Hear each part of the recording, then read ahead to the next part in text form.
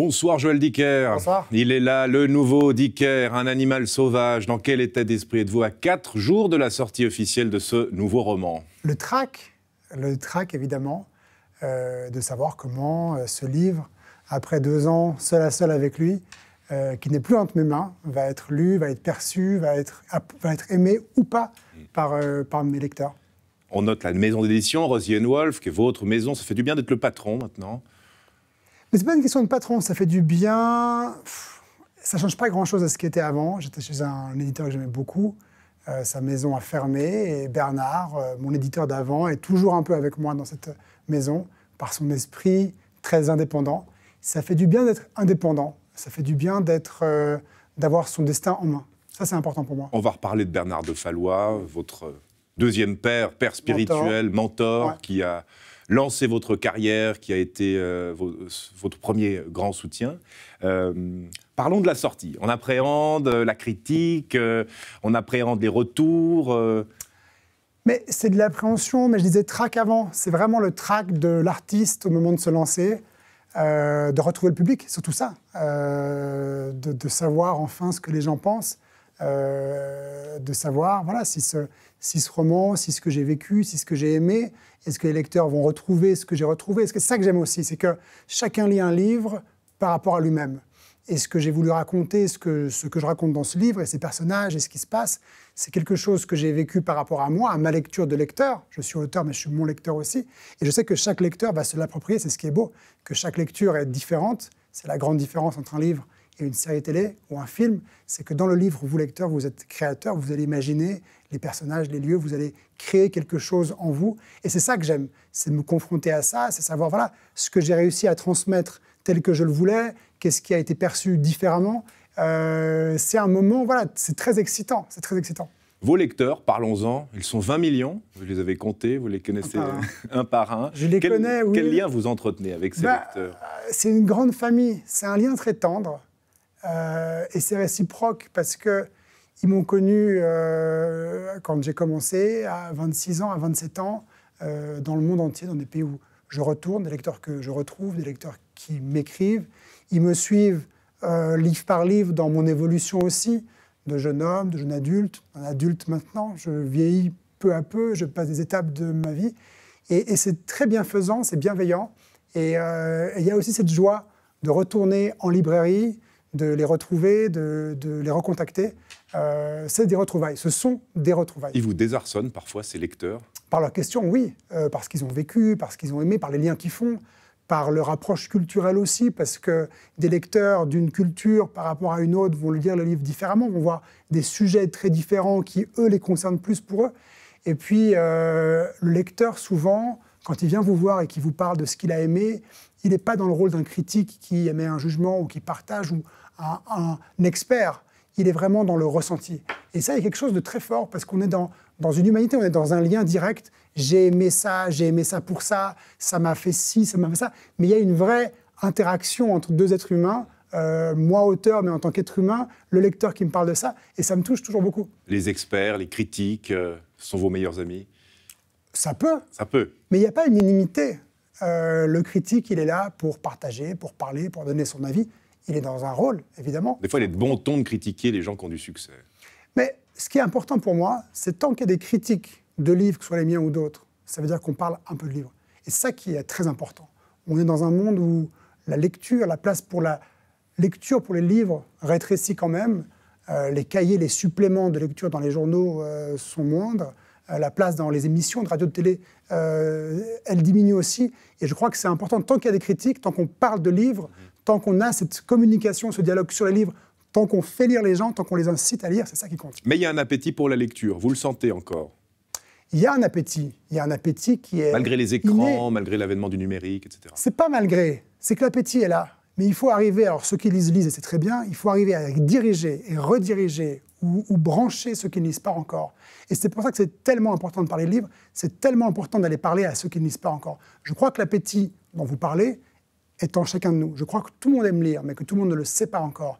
Et il n'y a qu'à voir les réactions de lecteurs qui tout d'un coup découvrent le plaisir chez eux, dans les transports, au bureau pendant une pause, en attendant le médecin, de sortir un livre, de continuer un livre. Moi, il n'y a rien qui ne me plaît plus que les lecteurs qui me disent bah, « j'ai votre livre partout dans mon sac, je le traîne, dès que j'ai une minute, je lis », parce que c'est un plaisir tellement grand. Pourquoi ? Parce que la lecture est un plaisir que vous offrez à votre cerveau qui travaille, qui est en ébullition par rapport à un écran, à une série où vous avez un plaisir un peu gratuit, entre guillemets. Un animal sauvage, il ne fait aucun doute que ce sera un immense succès. C'est moi, c'est vous. Nous sommes tous des animaux sauvages, des animaux en cage. Hein. C'est aussi peut-être une des lectures de ce roman.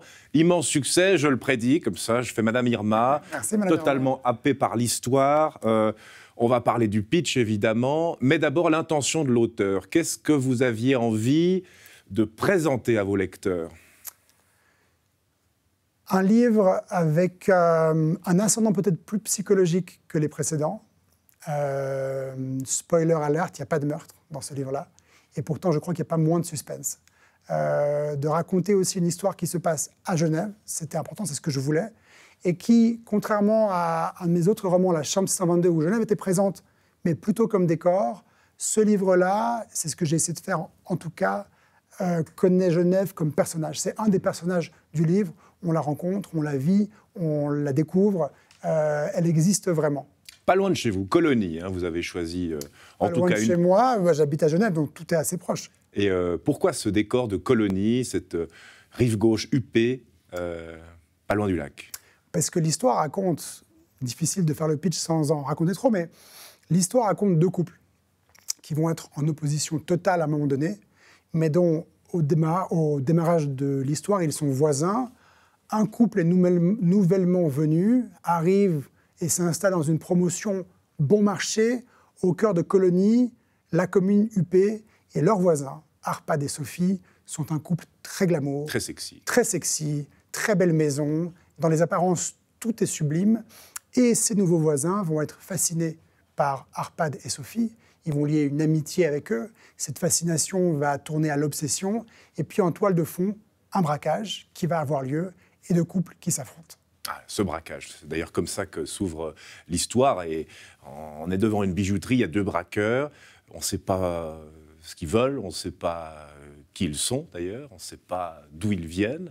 Vous avez parlé de ces deux couples, dont le vernis va, au fil des pages, s'écailler un peu. On va découvrir leurs travers, leurs fêlures, leurs obsessions, leur passé, les moments peut-être un peu plus troubles de leur vie.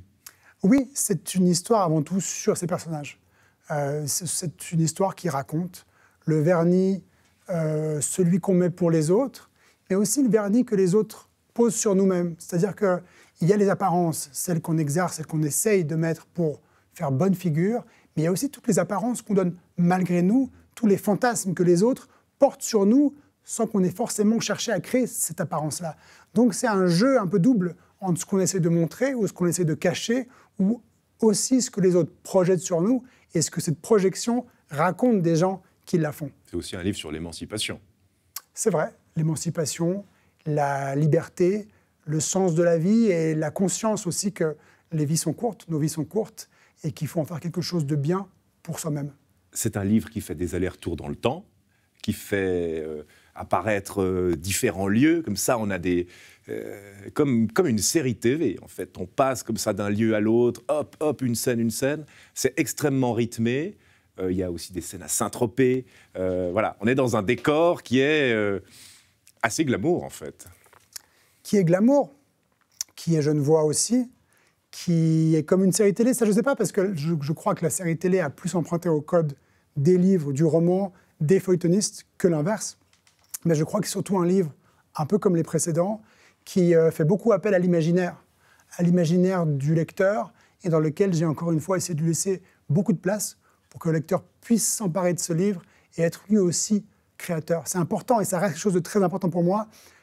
Pas que je le fasse de façon absolument consciente ou que c'est pas artificiel, mais c'est important pour moi de me rappeler et de mettre dans mes livres de la place pour que le lecteur soit un créateur et que le lecteur puisse jouer avec moi et imaginer lui aussi le livre tel qu'il a envie qu'il soit. C'est un page-turner, comme on dit. Ça, c'est une bonne nouvelle. La méthode Dicker. Non, la méthode du livre qui doit être divertissant. C'est quand même fou qu'on soit arrivé dans un monde où le mot de page-turner soit un mot qui puisse être pris par certains comme un peu embêtant ou amoindrissant la qualité, alors qu'un livre, on a envie que les pages se tournent. Un roman, surtout, on a envie d'être lu. Et j'ai envie de vous dire, j'espère que c'est un page-turner dans tous les sens et que le lecteur va avoir envie de tourner les pages jusqu'à la fin, évidemment. Et puis lorsqu'il sera arrivé aux conclusions et aux vérités du livre, qu'il se dise « mince, c'est pas possible, comment ça ?» et qu'il ait envie de revenir en arrière. Donc un page-turner en avant, en arrière pour vérifier. Ça, c'est le rôle du livre. Si ça se passe comme ça, si le jeu est là, alors c'est que j'ai réussi le pari. Et en plus, c'est un livre où, franchement, le suspense tient le lecteur en haleine jusqu'au bout, jusqu'à la fin. Il y a pas de trame comme ça où les 100 dernières pages, on se dit, bon, bah, voilà, on a compris, quoi. Mais écoutez, j'espère. C'est plutôt une bonne nouvelle aussi.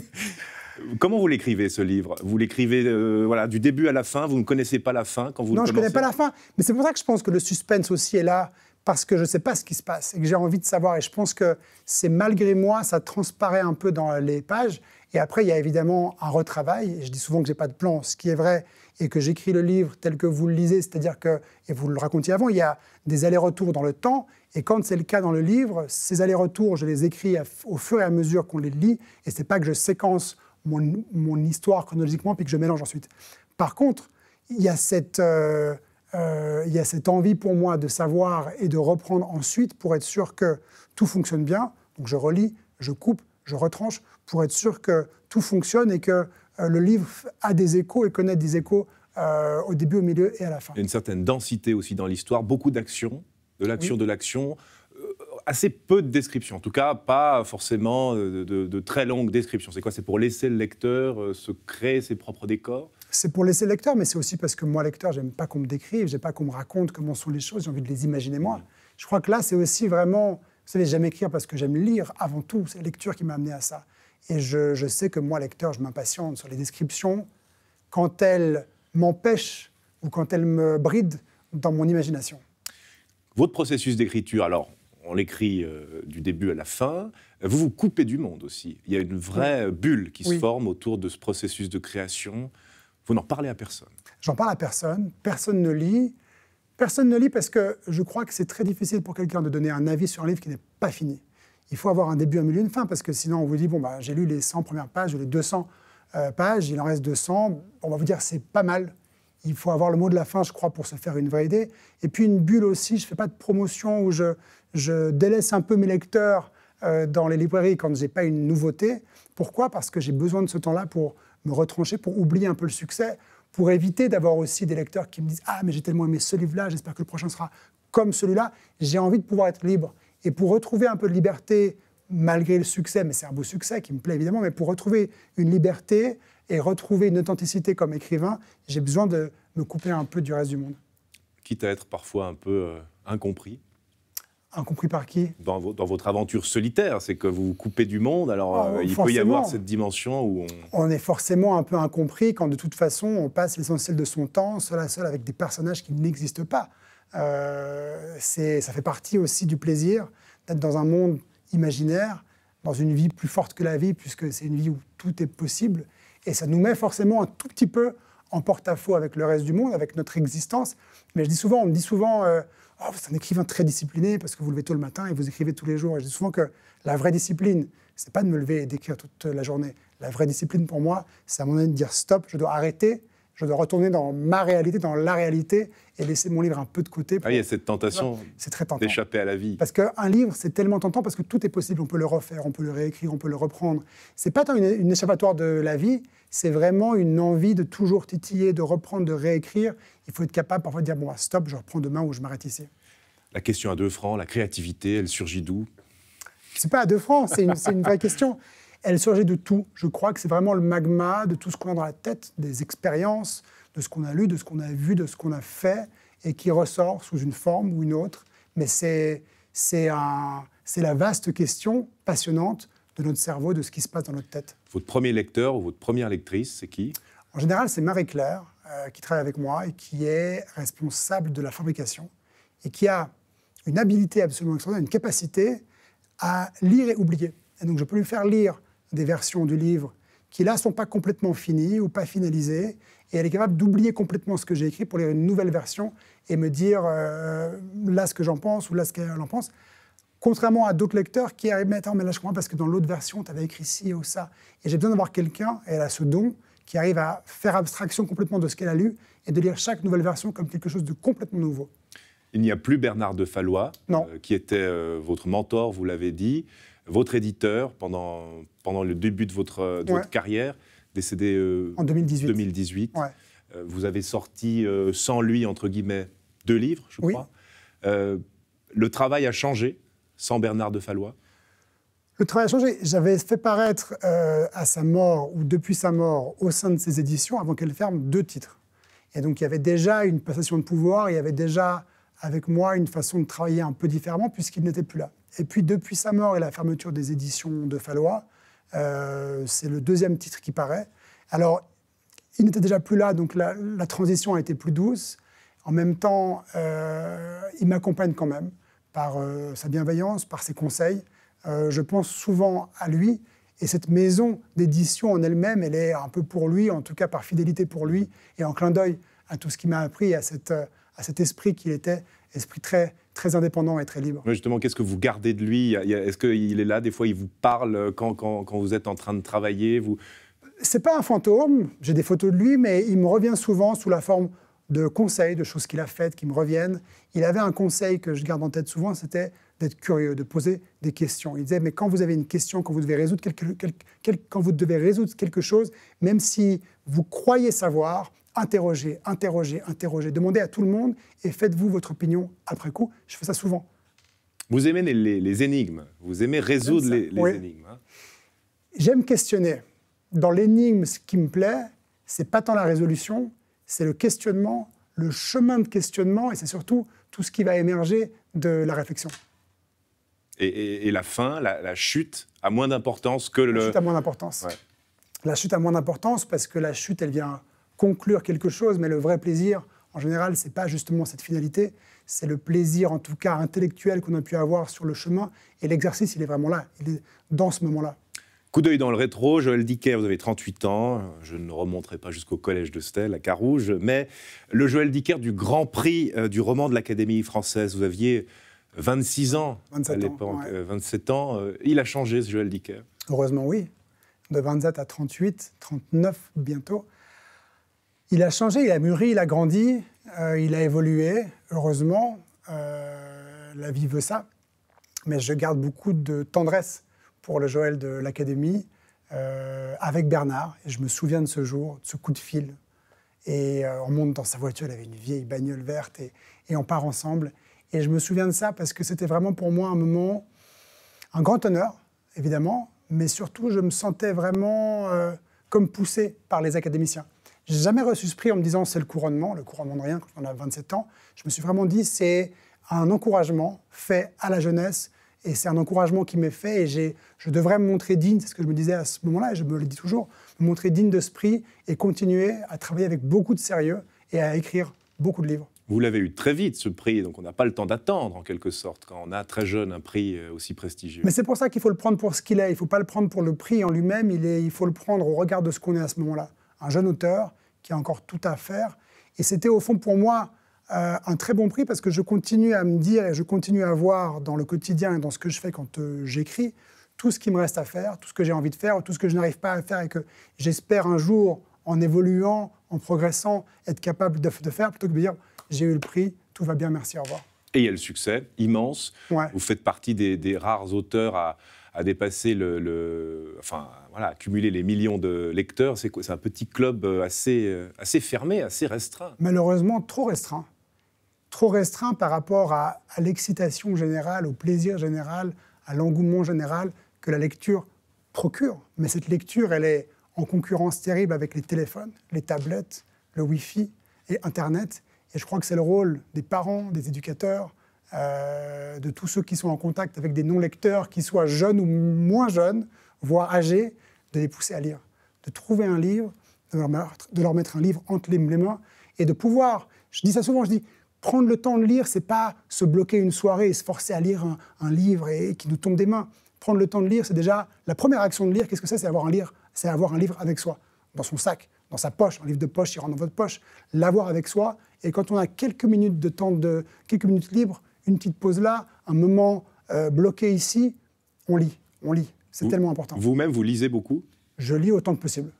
Beaucoup, qu'est-ce que ça veut dire? On regarde de très grands lecteurs, mais je lis autant que possible et j'essaie de m'astreindre, même un quart d'heure. Même dans les jours où on n'a pas le temps, parce qu'on n'a jamais le temps, prenez 15 minutes et lisez 15 minutes, c'est déjà ça. L'ivresse du succès, est-ce qu'on prend la grosse tête, on devient parano? Qu'est-ce que ça change? Pas que je sache. Ça change tout et rien. Ça change le plaisir incroyable d'être lu, d'être suivi, de pouvoir partager un texte, et ça, c'est unique. Après, au niveau de mon travail, au niveau de ce que je fais ou de ce que je faisais déjà, quand personne ne lisait mes textes, ça ne change rien. Je suis de retour à ma table, tout seul, j'écris tout seul, les doutes sont les mêmes, mais c'est bien, c'est des bons doutes. Je crois que le jour où je ne doute plus, il faut que j'arrête. Les doutes, mais cette envie de réussir quand même, cette envie que chacun de vos livres soit un succès? Mais ce n'est pas la question que je me pose quand j'écris. Ce n'est pas un moteur, ça ne pourrait pas l'être. Évidemment que c'est très agréable et que c'est très plaisant. Mais l'idée que le livre plaise et marche en elle-même, quand vous écrivez, quand vous êtes en train de consacrer 10 heures par jour, 5 jours par semaine, pendant 2 ans, à écrire un même texte, ce n'est pas ça le moteur, ça ne pourrait pas être ça. Le moteur, c'est votre plaisir, qui ne ment jamais. Mon plaisir à moi, je sens tout de suite, si je n'ai pas de plaisir, si je n'ai pas envie, on ne peut pas écrire, on ne peut pas consacrer autant de temps, on ne peut pas sacrifier des 2 ans de sa vie pour écrire un texte juste pour se dire « Oh, et si ça marche ?» Il faut qu'on ait du plaisir à le faire. Il faut que le texte nous parle à nous, en tout cas me parle à moi, auteur et lecteur de mon propre livre. Vous écrivez pour qui, alors? Pour moi-même, au début pour moi. J'écris pour mes lecteurs où je suis en lien avec eux quand le livre paraît. C'est pour ça que le trac, il vient maintenant. J'ai pas le trac quand j'écris, j'ai des doutes. Là, maintenant, j'ai pas de doute puisque le texte est fait, mais j'ai le trac qui est le doute et l'appréhension de la perception par les autres. C'est des années que vous réservez à un seul livre, ou est-ce que vous avez plusieurs histoires en parallèle avec non, un lesquelles livre à la fois. Un livre à la fois, c'est déjà assez de travail. Après, quand je commence... Certains, voilà, font... Il y a des gens qui ont des capacités extraordinaires que je n'ai pas. Quand je commence un livre, et comme je n'ai pas de plan, j'ai toujours beaucoup d'idées, et des idées qui reviennent. Donc je sens bien que j'ai des marottes ou j'ai des idées que j'essaye de reprendre et qui ne marchent pas. Il y a des thématiques qui me sont chères. Il y a des gens qui m'ont tellement parlé de musique. Je n'ai pas réussi encore à parler de musique. Mais ça revient souvent. Et j'espère qu'un jour, donc ce sont des projets qui m'accompagnent un petit peu, pas très longtemps, que je reprends à chaque fois. Bon, je me rends compte qu'il me manque encore un talent, une capacité, quelque chose, un fil que je n'arrive pas à tirer. Mais une fois que le livre est lancé, une fois que je me lance dedans, c'est un livre à la fois. La musique, écrire sur la musique. Ah, j'aimerais tellement. Qu'est-ce que vous auriez aimé J'aimerais raconter, moi qui aime tellement ça, ce que la musique me fait ou ce que ça évoque en moi, mais je crois que j'ai encore beaucoup de peine à mettre des mots sur ça. C'est ce qui me plaît aussi. J'aime être face à des échecs ou à des incapacités et pouvoir me dire, voilà, un jour, j'arriverai à faire ça. Est-ce que vous sentez aussi la pression des lecteurs? Parce que, voilà, en tout cas, pour ceux qui habitent à Genève, on vous croise assez facilement. Vous n'êtes pas un ours reclus chez lui. Vous rencontrez du monde. Voilà. Est-ce qu'il y a une forme de pression où on attend le dernier Dicker? L'attente, elle est bienveillante. Quand les gens me disent « je me réjouis de votre prochain livre », ça fait plaisir. Et les gens que je rencontre sont bienveillants. Peut-être que ça tient au fait que les gens... Souvent, on me dit, au contraire d'artistes que j'ai pu croiser, j'ai vu des gens dans la rue, des vedettes de télévision, et c'est peut-être votre cas, ou des musiciens, ou des acteurs, à qui on dit « je vous aime ». Ah, c'est vous, on vous appelle par votre prénom, on dit « je vous aime ». On ne me dit jamais ça. On me dit « j'aime ce que vous faites ». Il y a un biais qui est très agréable parce que c'est très sain. C'est comme une armure? C'est pas une armure, c'est vraiment un biais. Je crois que je suis assez convaincu que les gens ont aimé le livre, que les gens sont conscients de ça, et qu'ils ont pour moi la tendresse et l'affection et le lien avec le livre que j'ai écrit, mais ce livre, il leur appartient un peu à eux quand même, puisqu'ils l'ont lu. Et donc il y a le livre comme ça qui nous relie, mais il n'y a pas quelque chose de direct. On me dit jamais « Joël, je vous aime ».